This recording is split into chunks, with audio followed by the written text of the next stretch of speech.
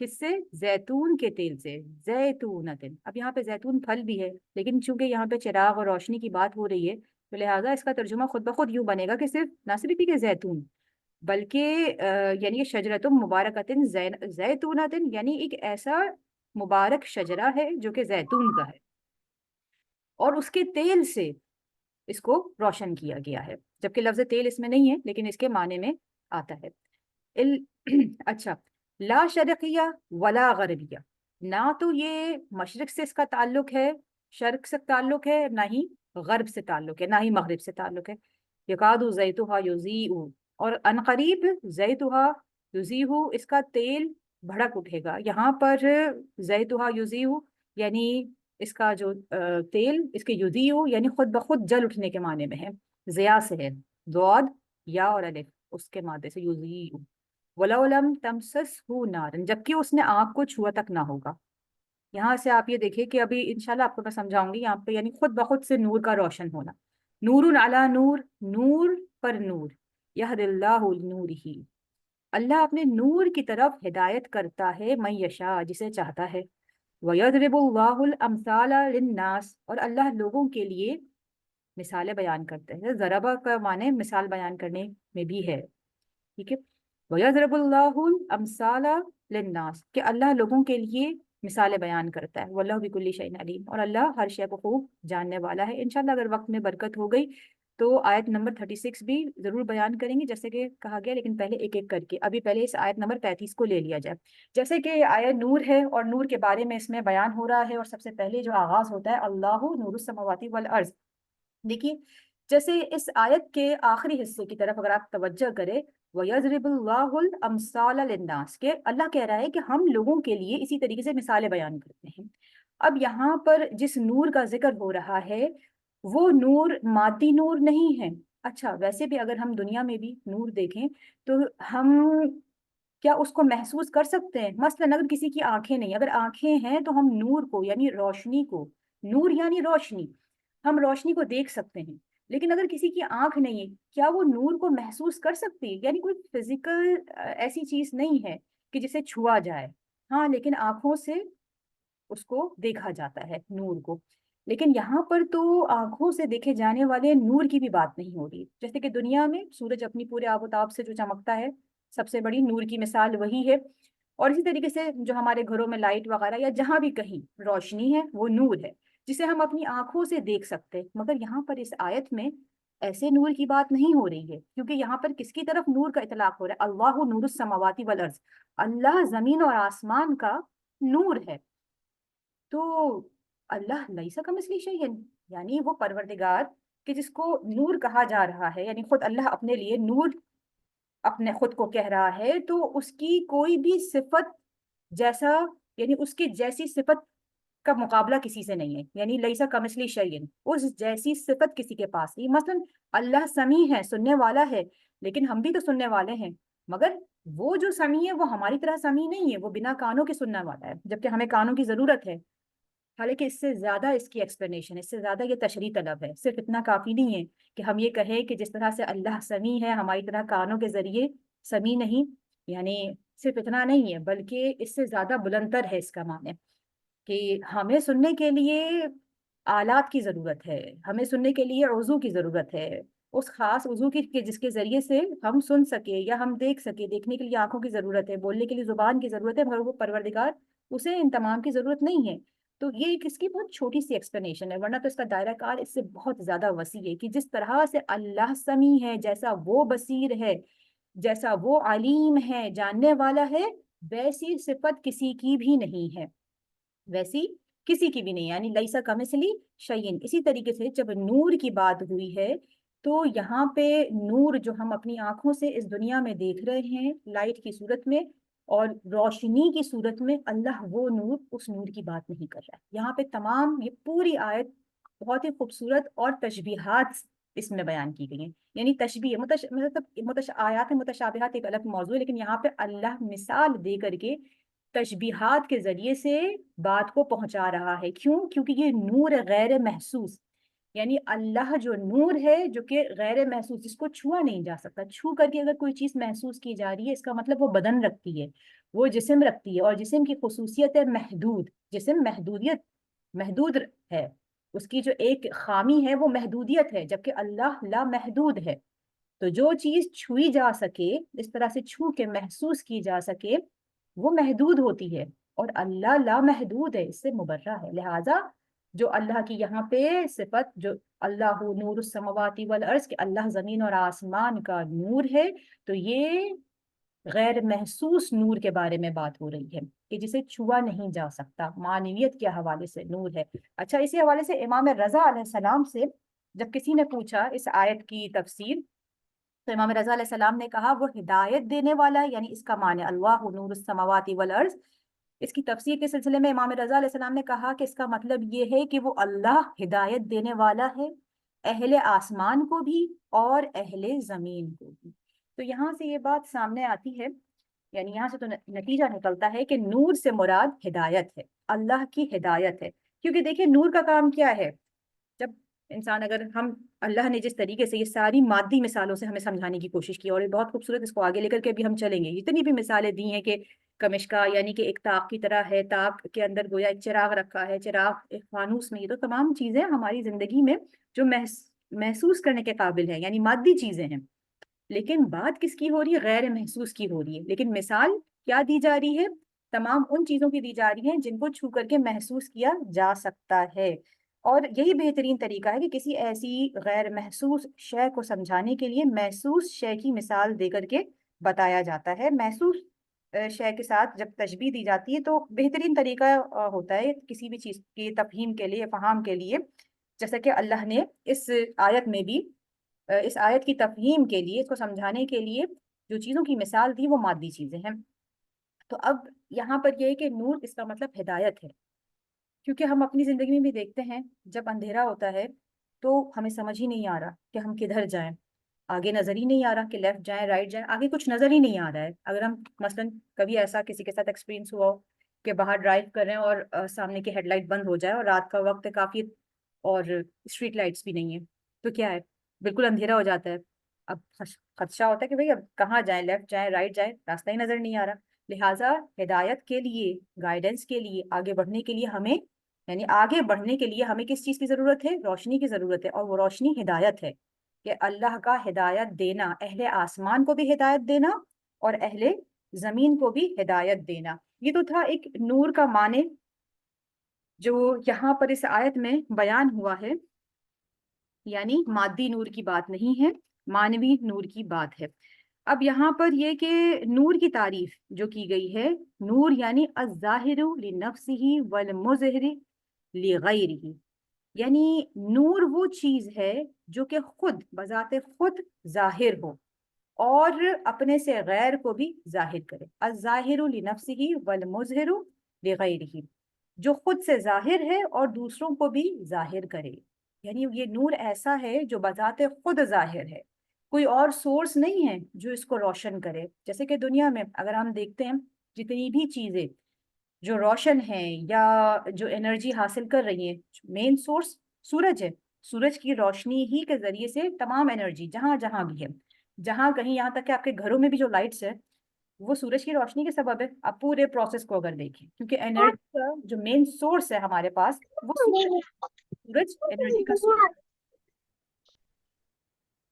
اسی کے ذریعے سے تمام پھل بھی پکتے ہیں، تمام جتنے بھی درختوں پہ پھل پھول کا اگنا، اور اسی طریقے سے جو ہم رنگ دیکھتے ہیں اس دنیا میں، یہاں تک کہ درختوں کے، پھولوں کے، اور ہر شے کا رنگ یہ سورج کی روشنی کے سبب سے ہے۔ سورج کی روشنی ایک طرح سے مین سورس آف انرجی ہے، ہر چیز کی انرجی، یہاں تک کہ ہمارا کھانا پینا، جو جس طریقے سے ہم نشو و نما پا رہے ہیں، تو کھانا جو غلہ ہے وہ کس طریقے سے پکتا ہے، اس کے اندر طاقت کے انرجی کہاں سے آتی ہے؟ زمین تو زمین کے اندر بیج تو بویا جاتا ہے، وہ اس کے لیے ایک طریقے سے مکان ہے جہاں پہ اسے پروان چڑھنا ہے، لیکن جہاں سے انرجی حاصل ہو رہی ہے وہ سورج ہے، سورج مین سورس ہے انرجی کا، تو سورج مین سورس ہے اور باقی چیزیں اس سے حاصل کر رہی ہیں، لیکن اس سورج کو بھی روشنی دینے والا کوئی ہے۔ یہاں پر جو نور بیان ہو رہا ہے، جس کی جو اللہ کی طرف جس کا اشارہ، یعنی کہ اللہ نور السماواتی، یعنی کہ اللہ کو کہا گیا ہے کہ اللہ زمین اور آسمان کا نور ہے. اس کی تعریف جو حدیث میں کی کہ الظاہر لنفسہ، وہ خود بذات خود اپنے آپ سے ظاہر ہے، وہ بذات خود پردہ خفا سے باہر آئے، یعنی وہ بذات خود ظاہر ہے، وہ خود سے روشن ہے، اس کو کوئی روشن کرنے والا نہیں ہے، خود بذات خود ظہور رکھتا ہے. اور ابھی ائمہ علیہ السلام کے بہت سارے اقوال، ان کی دعاؤں میں سے بھی استفادہ کریں گے اس بات کو اور مزید سمجھنے کے لیے. خود بذات خود روشن ہے اور دوسری بھی چیزوں کو روشن کرتا ہے، ہر شے کو روشنی دیتا ہے، ہر شے کے وجود کو گویا سامنے ظاہر لانے کا سبب بنا اللہ کا نور.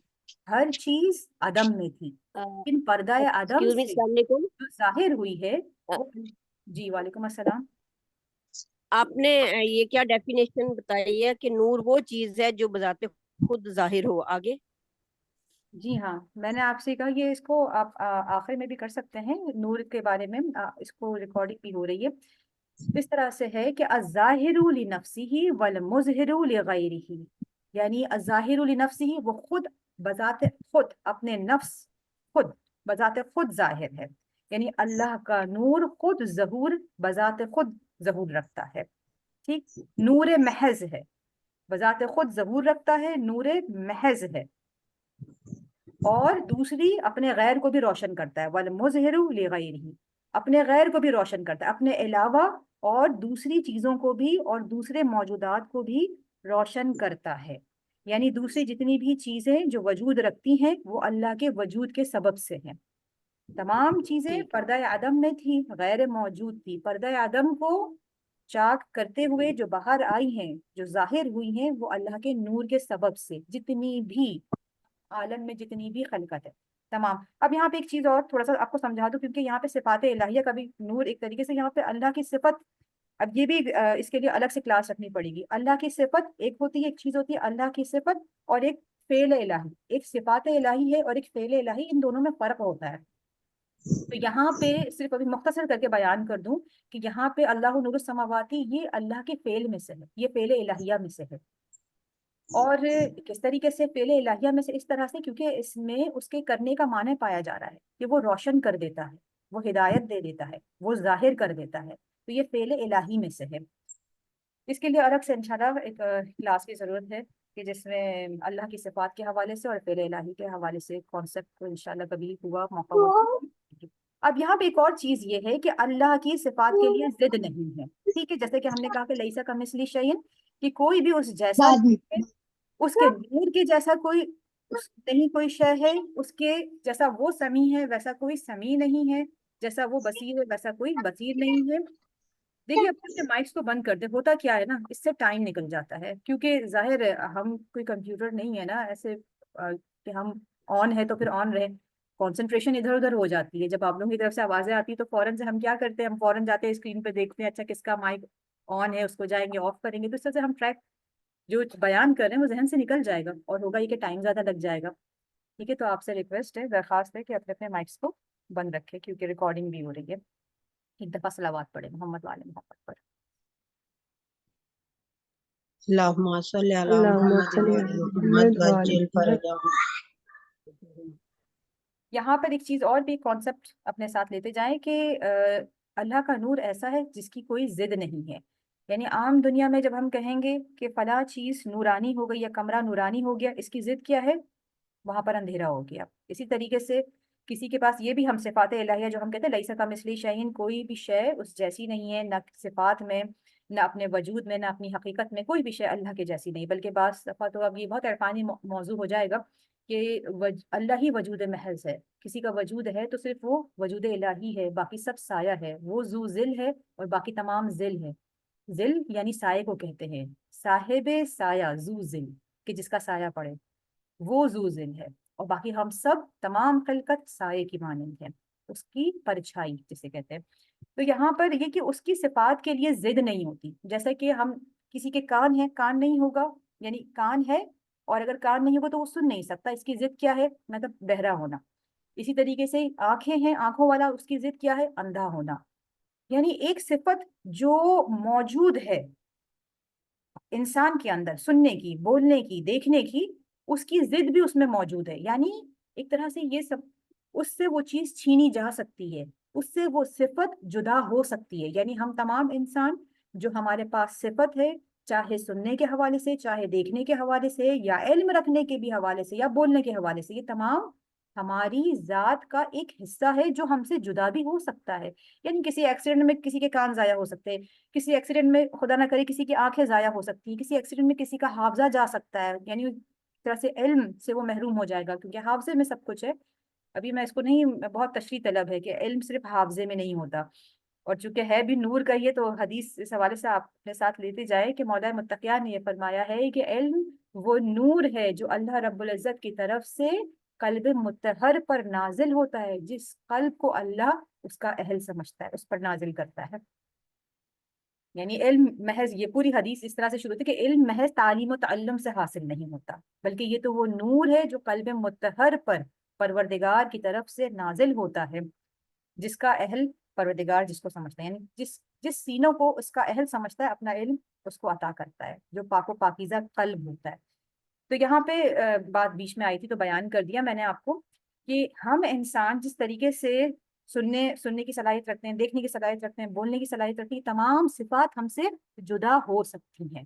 ہماری ذات ہماری صفت کے علاوہ الگ ہے. یعنی ہماری ذات ہماری صفت سے جدا ہے.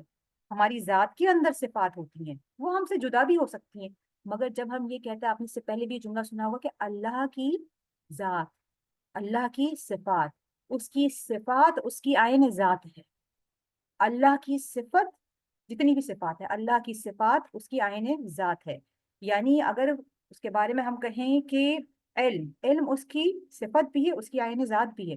اس کا مطلب یہ ہے کہ یہ چیزیں اس کی ذات سے جدا نہیں ہوتی، ناقابل جدا ہیں، اس کی ذات سے جدا نہیں ہو سکتی. اسی طریقے سے نور ہے، نور کی ضد نہیں ہے اس کے ہاں، نور کی ضد کا سوال ہی نہیں ہے اس کے. ٹھیک ہے، ایک اور مثال دے دیتی ہوں.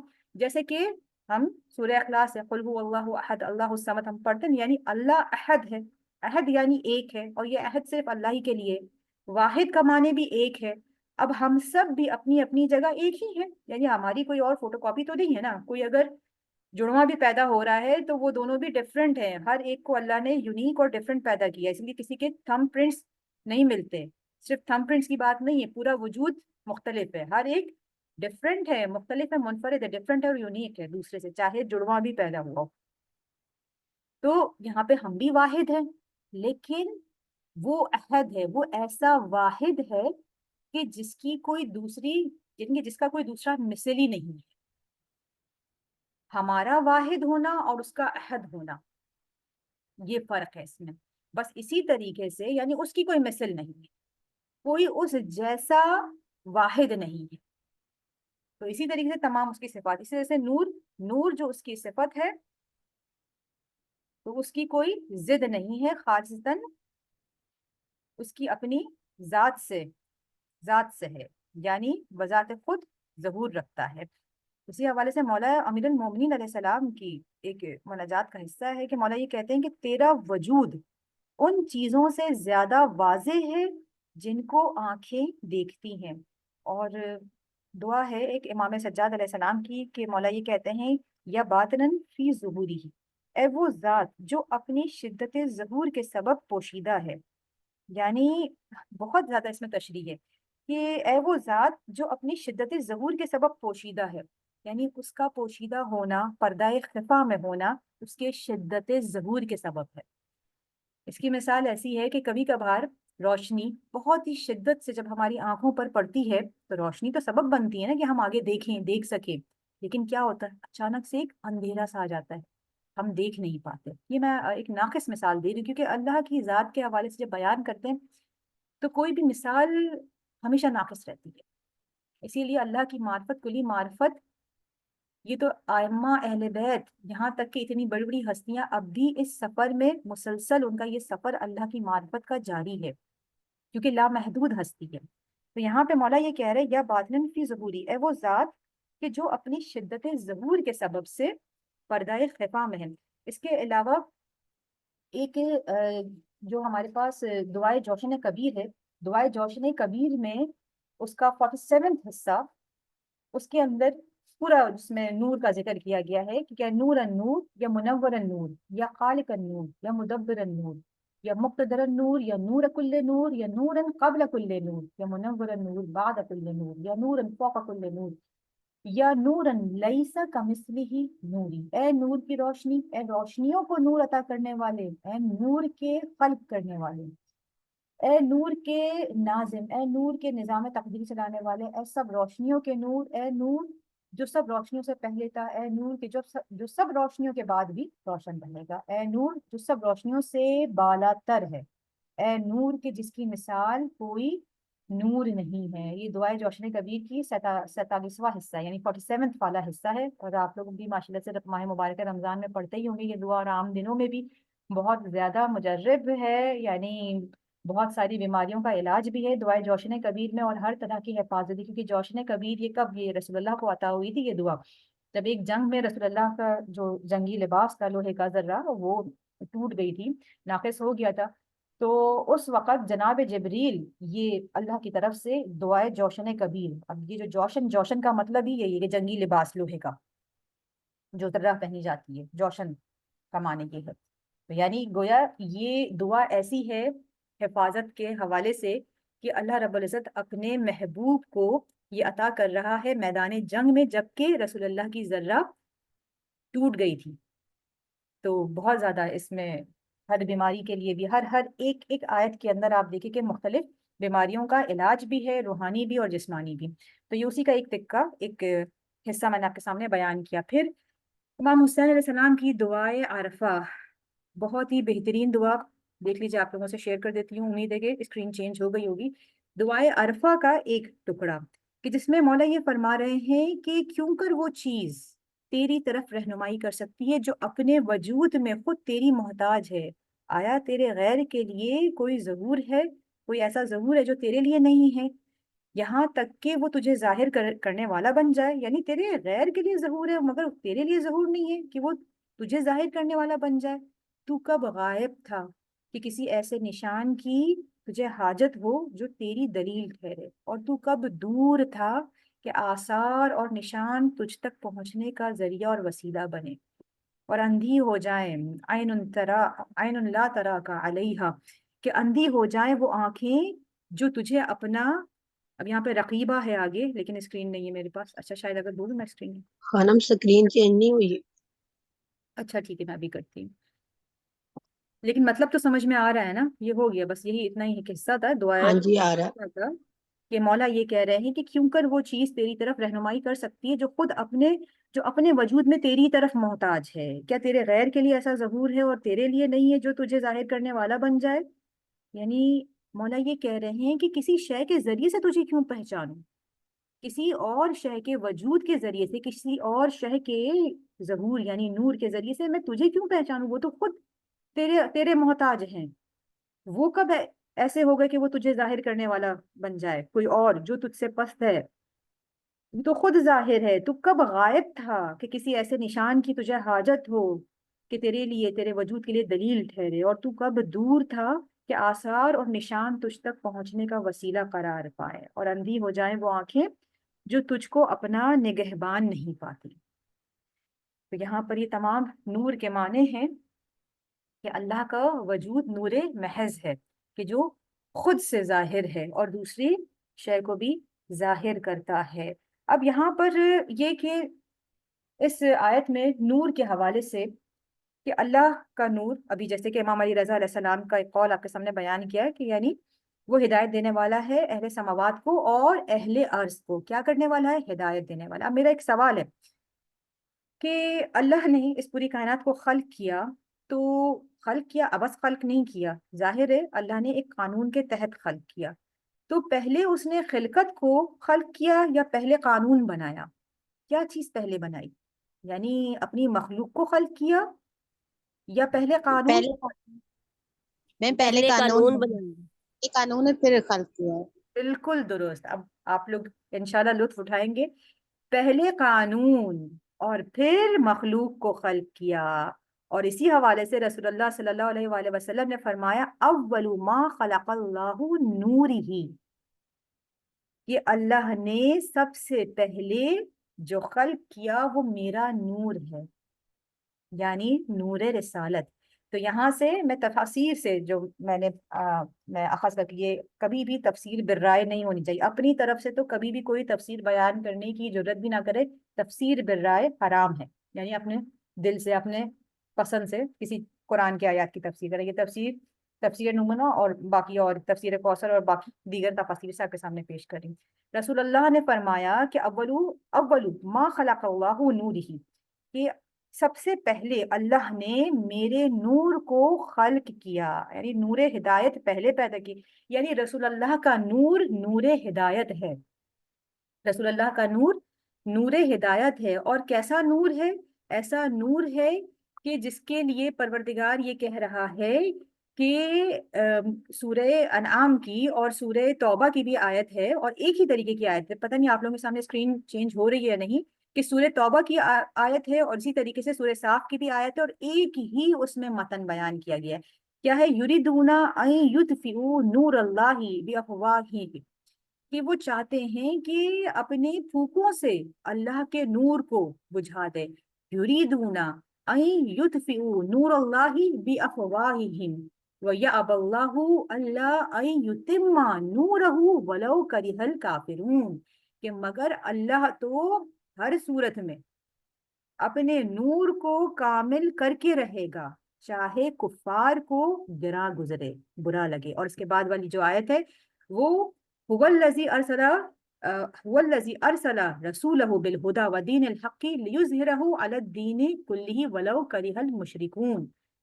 یہ دو آیت بالکل اسی طریقے سے سورہ توبہ میں بھی ہے اور بالکل اسی طریقے سے سورہ صاف میں بھی ہے، انہی مطالب کے ساتھ، کہ سورہ صاف کی آیت نمبر 8 میں یریدون لیطفئوا نور اللہ بافواہہم واللہ متم نورہ ولو کرہ الکافرون، کہ یعنی یہ چاہتے ہیں کہ اللہ کے نور اللہ یعنی اللہ کے نور کو پھونکوں سے بجھا دے، حالانکہ خدا اپنی روشنی کو پورا کر کے رہے گا۔ اور پھر اسی کے هو الذی ارسل رسولہ بالہدی ودین الحق لیظہرہ علی الدین کلہ ولو کرہ المشرکون۔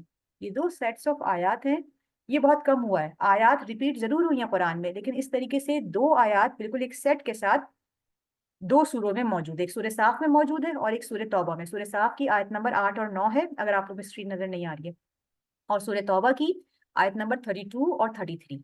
اب یہاں پہ جو نور اللہ ہے اس سے مراد رسول اللہ ہے، خود رسول اللہ۔ اچھا، اگر جب اس سے مراد خود رسول اللہ ہے تو آگے والی کی، یعنی یہ پھونکوں سے یہ چراغ جو بجھا رہے ہیں، بجھانے کی کوشش کر رہے ہیں، جبکہ اس میں ناکام رہیں گے، اللہ اپنے نور کو کامل کرے گا۔ آیت کا ترجمہ آگے والی آیت میں هو الذی ارسل رسولہ بالہدی ودین الحق لیظہرہ علی الدین کلہ ولو کرہ المشرکون۔ ہر مکتب فکر نے، یعنی تمام جتنے بھی مکاتب فکر ہیں، یہ والی جو آیت ہے هو الذی ارسل رسولہ بالہدی ودین الحق لیظہرہ علی الدین کلہ، اس کی تفسیر بیان کی ہے امام زمان علیہ السلام کی حکومت۔ یعنی اس کا مطلب کیا ہے کہ وہی تو ہے کہ جس نے اپنے پیغمبر کو بھیجا ہدایت کے ساتھ، دین حق کے ساتھ، تاکہ لیظہرہ علی الدین کلہ، تاکہ تمام ادیان پر غلبہ ہو جائے دین اسلام کا۔ لیظہرہ کا مطلب یہاں پہ یہ کہ غلبہ ہو جانا، یعنی سب پر، تمام ادیان پر غلبہ ہو جائے دین اسلام کا، ولو کرہ المشرکون، چاہے مشرکوں کو کتنا ہی گراں گزرے۔ اس آیت کی تفسیر ہر مکتب فکر نے امام مہدی علیہ السلام، امام زمان علیہ السلام کی حکومت یعنی قائم ہونا۔ تو اب یہاں پہ سوال یہ ہے کہ پہلے ذکر کیا کہ پھوکوں سے یہ نور بجھایا نہیں جائے گا، یعنی وہ سوچتے ہیں کہ پھوکوں سے ہم نور خدا کو بجھا دیں گے، یعنی رسول اللہ کے بعد ڈائریکٹ امام زمان، امام مہدی علیہ السلام کی حکومت، تو کیا بیچ میں کوئی ہدایت کا سلسلہ نہ تھا؟ تو یہ جو دونوں آیات ایک کے بعد ایک بیان ہوئی ہے، یہاں سے ثابت ہوتا ہے کہ نور، اللہ کا نور یعنی ہدایت ہے، اور ہدایت یعنی رسول اللہ ہے، اور صرف رسول اللہ نہیں ہے بلکہ 12 آئمہ ہیں جو کہ حق کے ساتھ اور اللہ کی ہدایت کے ساتھ ایک کے بعد ایک نازل ہوئے، اور اللہ کبھی بھی اپنی زمین کو ہدایت دینے والے سے خالی نہیں رکھتا۔ اور پھر ہم اس آیت میں مزید آگے بڑھتے ہیں اور اس کو ہم مزید دیکھتے ہیں۔ اچھا دیکھیں، یہاں تک تو یہ بات ہو گئی، سمجھ میں آیا کہ اللہ کا نور یعنی ہدایت ہے، اور ہدایت یعنی خود رسول اللہ کی ذات ہے، اور نہ صرف یہ کہ رسول اللہ کی ذات ہے بلکہ تمام آئمہ علیہ السلام کا سلسلہ جو جاری ہوا، یہ تمام نور ہیں، یعنی یہ تمام ہدایت ہیں۔ لیکن اب اس میں قرآن میں جن جن چیزوں کو نور کہا گیا ہے وہ اسی کے گرد ہے، یعنی اسی سرکل میں آتی ہیں، اسی سرکل میں جو آپ کے سامنے بیان کیا، اللہ، رسول اور ائمہ اہل بیت اسی سرکل میں آتی ہیں۔ آگے سب سے پہلے قرآن، قرآن کے لیے سورہ مائدہ کی آیت نمبر 15 میں قد جاءکم من اللہ نور و کتاب مبین، کہ اللہ کی طرف سے تمہارے لیے نور اور کتاب مبین آ گئی، قرآن کو کہا گیا۔ دوسرا ایمان کے بارے میں، اللہ، آیت الکرسی میں پڑھتے ہیں ہم، اللہ ولی الذین آمنوا یخرجہم من الظلمات الی النور، کہ اللہ ان کا ولی ہے جو ایمان لائیں، آمن، یخرجہم من الظلمات الی النور، اور پھر انہیں نکالتا ہے ظلمات کی تاریکیوں سے نور ایمان، نور کی طرف، ایمان کی طرف۔ تو ایمان کو بھی نور کہا گیا ہے۔ پھر دین اسلام کو بھی نور کہا گیا ہے، اور اس میں بھی یہی سورہ صاف اور سورہ توبہ کی آیت کا حوالہ دیا گیا ہے۔ اور ایک اور چیز بھی ہے کہ جسے نور کہا گیا، اب دیکھیں شروع میں بتا چکی ہوں کہ جو بگ سرکل ہے، سب سے بڑا سرکل تو خود اللہ کی ذات ہے، پھر اس کے بعد جو سرکل بنتا ہے وہ رسول اللہ اور ائمہ اطہار ہیں، جو کہ کیونکہ ہدایت اللہ دے رہا ہے نا، اللہ کی یہ سنت ہے، جتنی بھی چیزوں کو اس نے اس دنیا میں نازل کیا ہے، جو بھیجا ہے، ارسال کیا ہے، وہ وسیلے کے ذریعے سے کیا ہے۔ اپنے گرد و نواح میں آپ دیکھ لیں، مثالیں بھری پڑی ہیں، مادی مثالیں بھی بھری پڑی ہیں اور مانوی مثالیں بھی بھری پڑی ہیں۔ رسول اللہ تک قرآن کا آنا ڈائریکٹ آ سکتا تھا، لیکن جبریل کو بیچ میں رکھا۔ یہ اللہ کی سنت ہے، پروٹوکول ہے، ادب الہی ہے کہ وہ وسیلے کو استعمال کرتا ہے، وسیلے کے ذریعے سے اپنی ہدایت کو اس نے پہنچایا، رسول اور ائمہ اطہار اس کا وسیلہ قرار پائے۔ اور اس سرکل کے اندر کتنی چیزیں ہیں، یہ قرآن آتا ہے ہمارے پاس رسول اللہ کی جانب سے، قرآن آ جائے تو قرآن صرف کافی نہیں، قرآن کا سمجھانے والا معلم قرآن بھی، وارث قرآن بھی ہمیں چاہیے، کیونکہ قرآن معجزہ ہے، ہمیشہ کے لیے معجزہ ہے۔ اور اس سے پہلے آپ کے سامنے بیان کر چکی ہوں کہ جس نبی کو اپنے اپنے وقت میں جو معجزہ ملتا ہے، معجزہ صاحب معجزہ کی وجہ سے، یعنی صاحب اعجاز کی وجہ سے کار فرما ہوتا ہے۔ اگر آج عصائے موسیٰ آ جائے، اس کو کوئی ہاتھ میں لے کر کے اس سے معجزہ صادر کرنا چاہے، معجزہ صادر نہیں ہوگا۔ کیوں؟ کیونکہ صاحب اعجاز، معجز نما موجود نہیں ہے، حضرت موسیٰ خود موجود نہیں ہے، صرف عصا معجزہ نہیں دکھائے گا۔ اسی طریقے سے دیگر اور انبیاء کی مثالیں ہیں، بہت ہی خلاصہ کرتے ہوئے قرآن معجزہ ہے، ہر ایک کہتا ہے کہ آج تک معجزہ ہے، ہمیشہ معجزہ ہے، تو صاحب معجزہ، صاحب اعجاز، معجز نما بھی ہونا ضروری ہے، اور وہ پردہ غیبت میں جو کہ وارث قرآن ہے، امام زمان سلام اللہ علیہ کے امام کی ذات پہ درود بھیجیں، امام زمان علیہ السلام۔ محمد وعلی محمد وجل اللهم فرج صل على محمد وعلى محمد، اللهم صل على محمد وعلى محمد وجل فرجه۔ قرآن کے معجزہ ثابت ہونے کے لیے امام کی ذات کا ہونا ضروری ہے، وارث قرآن کا ہونا ضروری ہے، ورنہ تو معجزہ معجز نما کے بغیر صادر نہیں ہوتا۔ پھر ہم جب ایمان کی بات کرتے ہیں تو ایمان کا تعلق اللہ اور اس کے رسول سے ہے اور ائمہ اطہار سے ہے۔ امام رضا علیہ السلام کی مشہور و معروف حدیث سلسلۃ الذہب، کہ جس میں کہا کہ لا الہ الا اللہ حسنی فمن دخل حسنی امانہ، کہ لا الہ الا اللہ میرا قلعہ ہے جو اس میں داخل، حدیث قدسی ہے، اللہ کہہ رہا ہے لا الہ الا اللہ میرا قلعہ ہے جو اس میں داخل ہوا، وہ امان پایا، وہ اما من شروطہا وہ انا من شروطہا، مگر یہ کہ اس کی کچھ شرائط ہے، اور ان میں سے ایک شرط خود میں ہوں۔ ٹھیک ہے، تو صرف اللہ پہ کوئی کہے کہ ایمان لے آیا کافی نہیں ہے، اس کے رسول پر ایمان لانا اور اس کی تمام 12 ائمہ پہ ایمان لانا، اور پھر اس کے بعد کتاب، یہ سب چیزیں تو جو 12 ائمہ کا ماننے والا ہے اس کا ایمان مکمل ہے۔ پھر یہاں پر یہ نہیں کہ کتاب پہ ایمان لایا یا نہیں، روز آخرت پہ ایمان لایا نہیں لایا، وہ تمام چیزیں اس کے سرکل کے اندر آ جاتی ہے۔ قرآن اس سرکل کے اندر آ گیا، ایمان اس سرکل کے اندر آ گیا، دین اسلام اسی دائرے کے اندر آ گیا، اور علم نور، علم و دانش، علم کو بھی نور کہا گیا ہے، علم نور، یہ حدیث مشہور و معروف حدیث ہے کہ اللہ نے علم کو بھی نور کہا ہے، کہ علم بھی اسی کے پاس ہے جس کے پاس ولایت علی ابن ابی طالب ہے، جس کے پاس در علم کی معرفت ہے، اسی کے پاس علم ہے۔ تو یہاں پہ یعنی ہر شے کو جو ہدایت مل رہی ہے وہ کس کے ذریعے سے مل رہی ہے؟ رسول اور ائمہ طاہرین کے ذریعے سے، اللہ کی حجت کے ذریعے سے۔ قرآن نور ہے کیونکہ اللہ کا کلام ہے، دین اسلام نور ہے کیونکہ اس کا آئین ہے، رسول جتنے بھی انبیاء آئے وہ بھی نور ہے کیونکہ اس کے بھیجے ہوئے ہیں، ایمان بھی نور ہے کیونکہ ایمان کے ذریعے سے ایک رشتہ پروردگار سے جڑ جاتا ہے۔ کوئی صرف خدا پر ایمان رکھے گا، اس کا رشتہ خدا سے نہیں جڑے گا، لازم ہے کہ اس کی حجت پر ایمان لائے، رسول اور ائمہ اطہار پر ایمان لائے گا تو اس کا ایمان کامل ہوگا۔ ایمان کو نور کہا اللہ نے قرآن میں کیونکہ یہ ایمان ذریعہ بنتا ہے اللہ سے رشتے کے جڑ جانے کا. علم نور، علم نور ہے چونکہ یہ علم اللہ کی معرفت کا باعث ہے. یعنی کون سا علم نور ہے؟ وہ علم نور ہے کہ جس کے ذریعے سے اللہ کی معرفت حاصل ہوتی ہے. اور آئمہ معصومین علیہ السلام کو نور کہا کیونکہ دین کے نگہبان ہیں، اللہ کی حجت ہیں. اس کے لیے زیارت جامع کبیرہ کا بھی ایک جملہ ہے جو آپ کے نظر سماعت کر دوں کہ زیارت جامع کبیرہ میں خلقکم اللہ انوارا فجعلکم بعرشہ محدقین، کہ اللہ نے آپ کے انوار کو خلق کیا اور آپ اس کے عرش کے گرد حلقہ ڈالے ہوئے ہیں. یعنی آئمہ اطہار کے بارے میں، کیونکہ زیارت جامع کبیرہ یہ تمام معصومین کی زیارت کے حوالے سے ہے. اس کے علاوہ انتم نور الاخیاری و ہدایت الابرار، کہ آپ بہترین لوگوں کے لیے نور ہیں اور نیک انسانوں کے لیے ہدایت ہے. یہاں تو نور کی ابھی تک جو بیان کیا ہے وہ نور کے حوالے سے کہ نور کیا ہے. آگے بڑھتے ہیں، وقت بھی کم رہ کے ایک دفعہ صلوات کیجئے محمد وعلی محمد پر. اللهم صل على محمد وعلى اللهم محمد صل على وجل. محمد وعلى محمد وجل فرج انم مجمعين. آپ نے سورہ انعام کا بھی بتایا تھا، اس کی آیت نہیں بتائی. سورہ انعام کی آیت نمبر 122 ہے. اور اچھا اس جی. میں جی ہاں وہ معذرت مس ہو گئی، وہ ہدایت کے حوالے سے ہے کہ اللہ جو ہدایت اللہ کی طرف سے دین، یہ اس کو بھی نور کہا گیا ہے. اس کو آپ دیکھ لیجئے گا. اس کا مطلب یہ ہے کہ میں پڑھ دیتی ہوں آپ کے لیے. اومن کانا میتن فاحییناہ وجعلنا لہ نورا یمشی، یعنی بھلا جو پہلے مردہ تھا پھر ہم نے اس کو زندہ کر دیا اور اس کے لیے روشنی کر دی جس کے ذریعے سے وہ لوگوں میں چلتا پھرتا ہے. کہیں اس شخص جیسا ہو سکتا ہے جو اندھیرے میں پڑا ہوا ہو اور اس سے نکل ہی نہ سکے. یہ تمام چیزیں یہاں پہ ایک طرح سے کنایا ہے، اشارہ ہے. اس سے مراد یہ نہیں کہ واقعی کوئی مر گیا تھا پھر اس کو زندہ کر دیا. یہاں پر مردگی یعنی ضلالت و گمراہی، گمراہ تھا لیکن اللہ کی طرف سے ہدایت ہوئی. جب اللہ کی طرف سے ہدایت ہوئی گویا اس کو زندگی مل گئی. جب اس کو زندگی مل گئی تو گویا اب وہ زندہ ہوا ہے، اب وہ چل رہا ہے، اب وہ پھر رہا ہے، اب وہ سانس لے رہا ہے. حقیقت میں اب وہ زندہ ہوا ہے.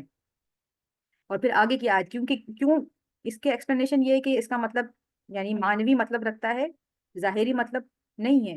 کیونکہ آگے اللہ یہ کہہ رہا ہے کَذَلِكَ زُيِّنَ لِلْكَافِرِينَ مَا كَانُوا يَعْمَلُونَ، کہ یوں ہی کافروں کی نگاہوں میں ان کے اعمال کو انہیں اچھا کر کے دکھایا جاتا ہے. یعنی جس طریقے سے کافر جو عمل کر رہے ہیں وہ انہیں اچھے معلوم ہوتے ہیں تو وہ ضلالت و گمراہی میں ہیں، وہ ہدایت نہیں ہے ان کو، وہ مردہ ہیں، گمراہ ہیں. اسی لیے جو برے اعمال ہیں وہ ان کو اچھے کر کے شیطان زینت کے ساتھ ان کو پیش کر رہا ہے. ٹھیک ہے، تو یہاں پر یہ یعنی ہدایت کے ذریعے سے اللہ زندہ کر دیتا ہے. آپ لوگوں کو اسکرین نظر آ رہی ہے؟ جی آ رہی ہے. کون سی اسکرین نظر آ رہی ہے؟ جب میں اسکرین چینج کرتی ہوں تو اسکرین سوئچ ہوتی ہے، نظر آتی ہے؟ یہ قرآن کی آ رہی ہے، سورہ نور اب کی. تو سورہ نور، اچھا سورہ اچھا، نور کی آیت نور ہی نظر آ رہی. چلیں ٹھیک ہے. فی الحال تو ابھی اللہ نور السماواتی یہ تو ہو چکا ہے. آگے بڑھتے ہیں کہ اب یہ جو نور جس کا ذکر اللہ تبارک و تعالیٰ نے کیا، یہ تمام آپ کے سامنے ایکسپلینیشن بھی دی کہ نور سے کیا مراد ہے. تو یہ کس کے مثل، اس کا اہتمام کس طرح سے اللہ نے کیا ہے.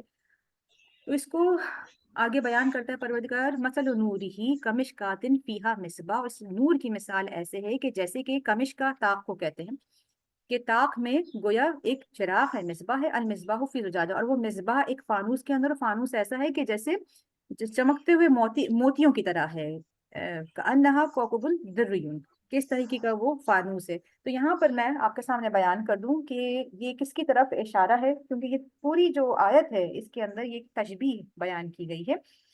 تو اس کے لیے جو ہمارے پاس احادیث آئی ہیں میں آپ کو بیان کرتی چلوں. یہ تفسیر نمونہ سے بیان کر رہی ہوں. اس کے علاوہ تفسیر نمونہ میں جو انہوں نے تفسیر نور الثقلین سے بھی لیا ہے، تفسیر مجموع البیان سے بھی انہوں نے لیا ہے، اور اسی طریقے سے مختلف توحید صدوق سے بھی احادیث لی ہیں. تو بیان ہوتا ہے کہ روایت ائمہ میں مشکات سے مراد رسول اللہ کا دل ہے.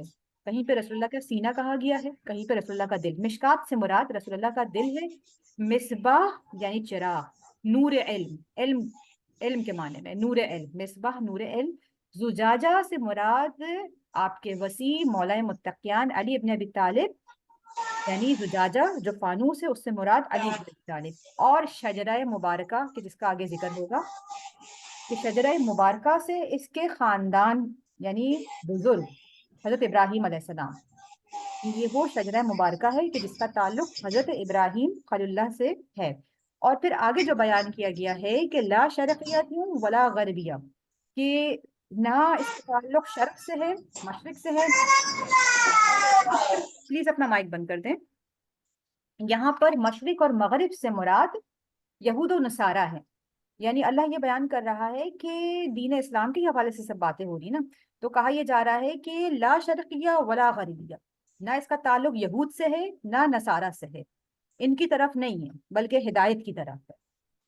تو یہ انہوں نے بیان کیا۔ اس کے علاوہ مزید اس کے حوالے سے بیان کروں، اور بہت ہی خوبصورت اب احادیث معصومین ہیں اس میں، ایک حدیث جو توحید صدوق میں بھی بیان ہوئی ہے۔ توحید صدوق میں امام باقر علیہ السلام سے روایت ہے، اور نور الثقلین میں بھی اس حدیث کو بیان کیا گیا ہے۔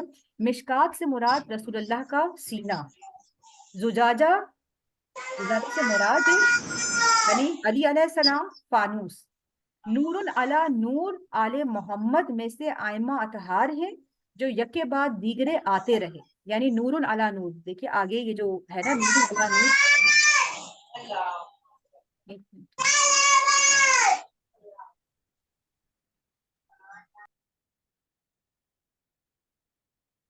آگے جو بیان ہوا ہے نور علی نور، تو وہاں اسی کے بارے میں بیان کر رہے ہیں امام باقر علیہ السلام کہ نور علی نور سے مراد یہاں پر ایک کے بعد ایک جو آئمہ اطہار آئے ہیں، اور یہ سلسلہ خلقت آدم سے اختتام عالم تک جاری ہے۔ یہ وہی اوصیاء ہیں جنہیں اللہ نے زمین میں اپنا جانشین قرار دیا ہے اور بندوں پر انہیں اپنی حجت قرار دیا ہے، اور زمین نہ کبھی ان کے وجود سے خالی تھی اور نہ کبھی خالی ہوگی۔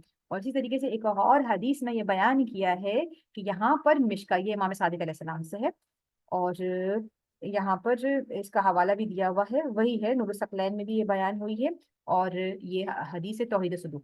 تو ایک اور حدیث امام صادق علیہ السلام کہتے ہیں کہ مشکات یعنی رسول اللہ کا سینہ، یعنی جناب فاطمہ رسول اللہ کا دل، یعنی سینہ اور سینے میں جو دل، یعنی اس سے مراد جناب فاطمہ سلام اللہ علیہا ہے۔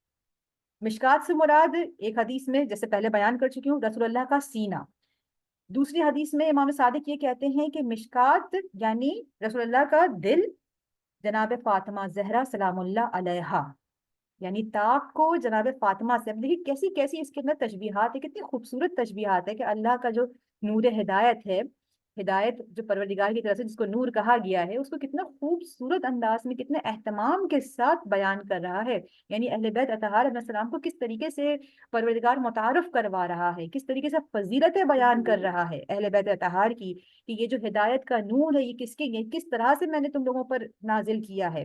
اس کی مثال ایسی ہے کہ جیسے گویا ایک طاق، اور کہا کہ طاق رسول اللہ کا سینہ ہے، نہیں رسول اللہ کے سینے میں جو دل ہے وہ یعنی جناب سیدہ فاطمہ زہرا، اور مصباح یعنی نور امام حسن علیہ السلام ہے، اور زجاجہ امام حسین علیہ السلام ہے یعنی فانوس۔ تو یہاں پر پنجتن کا تو سارے باقاعدہ شہادہ معصومین کی یہ آیت ہو گئی نا، جی یہ تو آیت شہادہ معصومین کی شان میں بھی ہو گئی۔ جی ہاں بالکل، نور علی نور، دیکھیے نا آگے تو نور علی نور ہے۔ بالکل، پنجتن کا جو سبحان اللہ۔ تعارف ہے وہ یہاں اس میں جو الزجاجہ کأنہا کوکب یہاں تک جو بیان کیا گیا ہے نا، اور شجرتم یہاں سے یہاں تک، یہ کوکب دریون، یہاں پر جتنی بھی تمثیلات جو بیان کی گئی ہیں اور جتنی بھی احادیث آئی ہیں کہ مشکات، مصباح اور زجاجہ یہی تین چیزیں ہیں، تو اس میں مختلف تشبیہات دی گئی ہیں، اسی کو بیان کیا گیا۔ اس میں تو پنجتن ہی آ رہے ہیں کہ رسول خدا، اور جب ہم کہتے ہیں پنجتن تو آگے بھی جو سلسلہ چلا ہے وہ انہی کے نور سے چلا ہے، وہ الگ نہیں ہے، جدا نہیں ہے۔ پھر آگے مزید یہاں پہ شجرت مبارکہ کا ذکر آیا ہے، اور اتنا وقت بھی نہیں ہے کہ بیان کر سکوں۔ دیکھیں شجرہ طیبہ کا ذکر ہوا ہے قرآن میں، بس اس کو سمجھ لیجیے کہ یعنی مبارک شجرہ، اور اس کی مثال دی جا رہی ہے زیتون سے۔ زیتون کے حوالے سے بیان کر دوں کہ طوفان نوح کے بعد سب سے پہلے اگنے والا درخت زیتون کا درخت تھا، اور یہ وہ درخت ہے کہ جس کے لیے انبیاء علیہ السلام نے دعائیں مانگی۔ اگر دنیا میں جو درختوں کا بادشاہ ہے وہ زیتون کا درخت، یہ سب سے مبارک درخت، اسی لیے زیتون کے درخت کی مثال دی کہ جو نام کہ سب سے مبارک شجرہ گویا جیسے زیتون، زیتون کا درخت، تو مثال کے طور سے بیان کیا گیا، کیونکہ سب سے مبارک جو درخت ہوتا ہے وہ زیتون کا درخت ہوتا ہے۔ فوائد بھی بہت زیادہ ہے، اور پھر کبھی انشاءاللہ اس کو بیان کریں گے، ابھی تو وقت نہیں ہے۔ تو شجرۃ مبارکہ زیتون، یعنی زیتون کا ایک مبارک شجرہ، یہ شجرہ رسالت مآب ہے، یہ مبارک شجرہ ہے، شجرہ طیبہ ہے.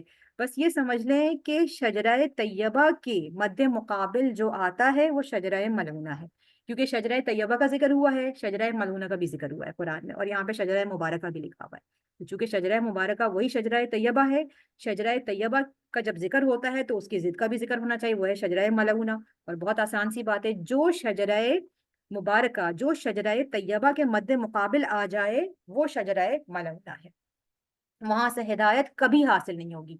یہ نہیں کہا جا سکتا کہ وہاں سے بھی ہدایت حاصل ہو سکتی ہے، نہ. اگر ہدایت ہو سکتی ہے حاصل تو صرف اسی شجرہ مبارکہ سے، شجرہ طیبہ سے حاصل ہو سکتی ہے، جس کا تعلق نہ شرق سے ہے نہ غرب سے، نہ یہود سے اس کا تعلق ہے، نہ ہی عیسائیوں کی طرف اس کا جھکاؤ ہے اس کی تعلیمات کا.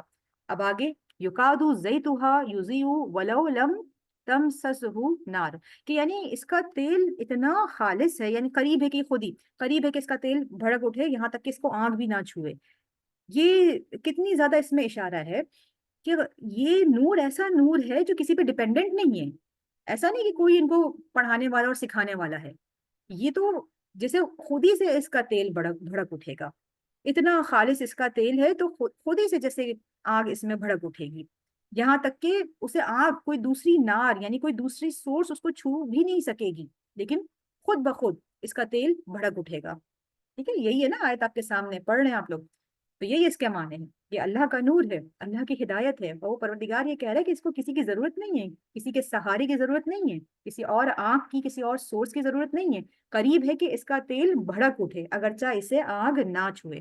نور علی نور، نور کے اوپر نور، اس کے اوپر بھی بہت زیادہ تفاسیر بیان کی گئی. کسی نے کہا کہ نور علی نور یعنی وہی اللہ کا نور جو کہ بڑھتا جا رہا ہے بڑھتا جا رہا ہے، لیکن یہاں پہ نور علی نور، نور کے اوپر نور، یہاں پہ عدد میں اضافہ ہو رہا ہے، یعنی تعدی ہو رہی ہے، عدد میں اضافہ ہو رہا ہے. وہ یہی 12 ائمہ ہے کہ ایک کے بعد ایک جب آئے تو اللہ نے کہا نور علی نور، یہد اللہ لنورہ من یشاء، تو اللہ اپنے نور کی راہ دکھاتا ہے جسے چاہتا ہے.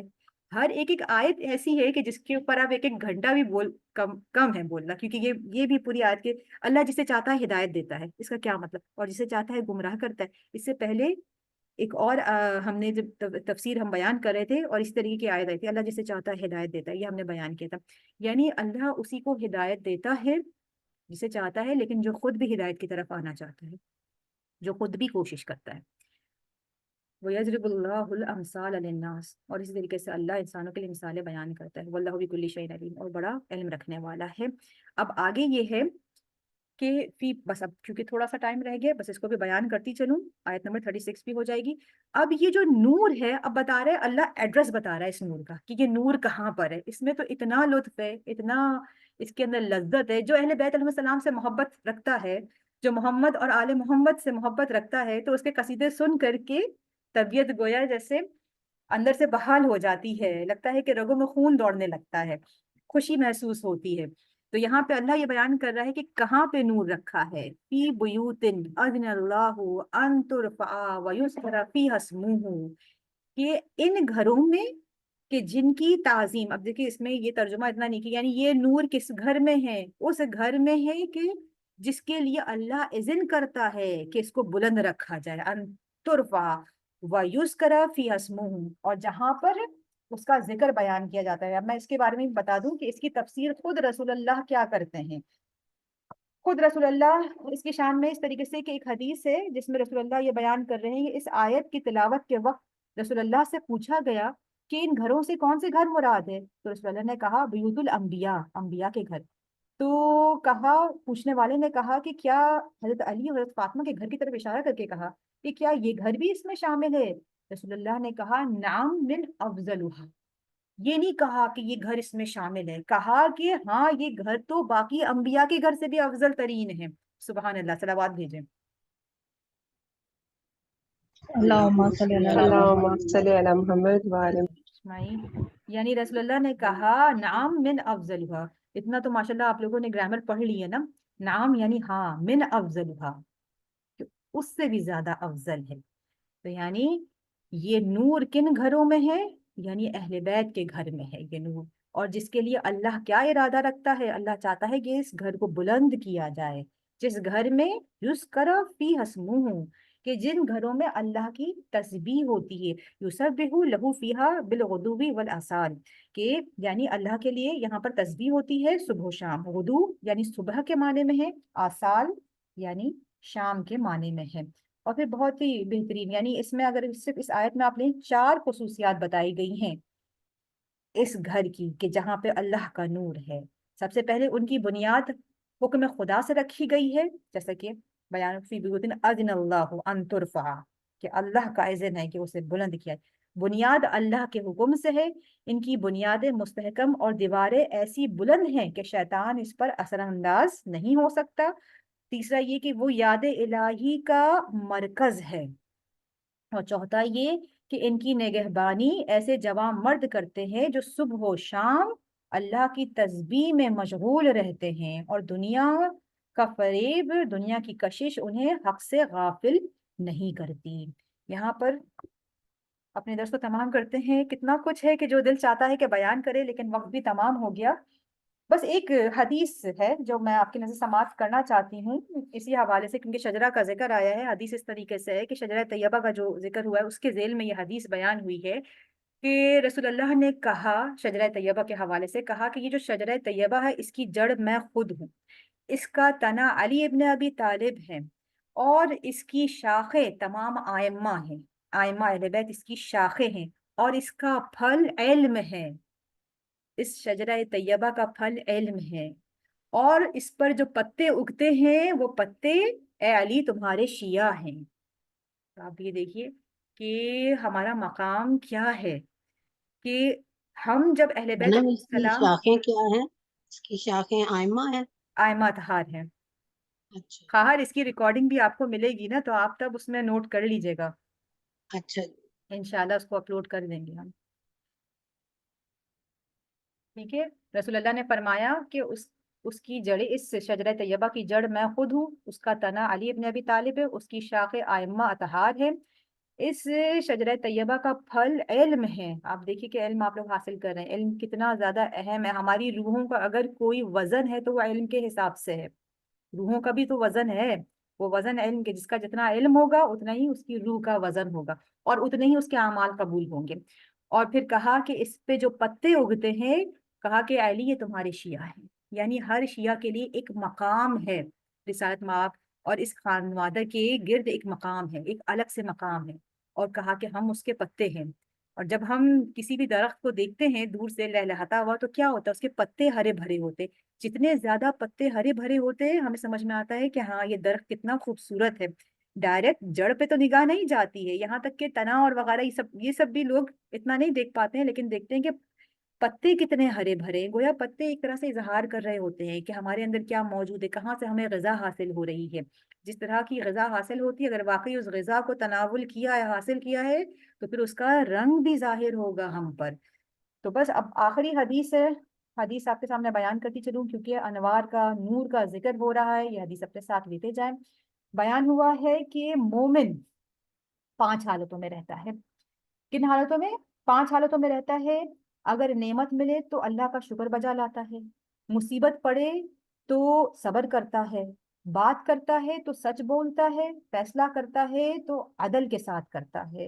اور مومن جاہل لوگوں میں ایسا ہوتا ہے جیسے مردوں میں ایک زندہ، اور مومن 5 انوار کے درمیان چلتا پھرتا ہے۔ وہ 5 انوار کیا ہیں؟ 5 انوار، اس کی گفتگو نور ہوتی ہے، اس کا عمل نور ہوتا ہے، اس کے آنے کا مقام نور ہے، اس کے جانے کی جگہ نور ہے، اور اس کا ہدف نور الہی ہے۔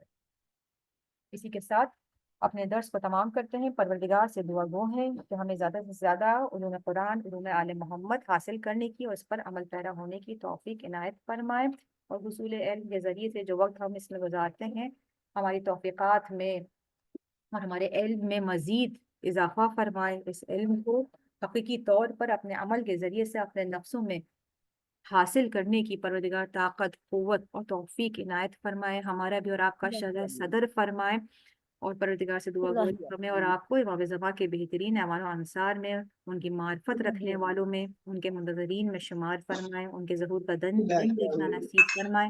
وقت نزا میں آسانی فرمائیں اور آخرت کے کٹھن ترین مرحلات میں جناب سیدہ سلام اللہ علیہا کی شفاعت نصیب فرمائیں. اللہم اکشف هذه الأمة عن هذه الأمة بحضوره وعجل لنا ظهوره إنهم يرونه بعيدا ونراه قريبا برحمتك يا أرحم الراحمين. میرے والدین کے لیے اور پھپھو کے لیے اور کل مرحومین کے لیے پلیز سب ایک فاتحہ بعد میں پڑھ دیجیے گا. جی تمام جتنے بھی مرحومین ہیں ان کے لیے فاتحہ اور جتنے بھی بیمار ہیں ان کے لیے بھی اما یجیبو 5 مرتبہ پڑھیں.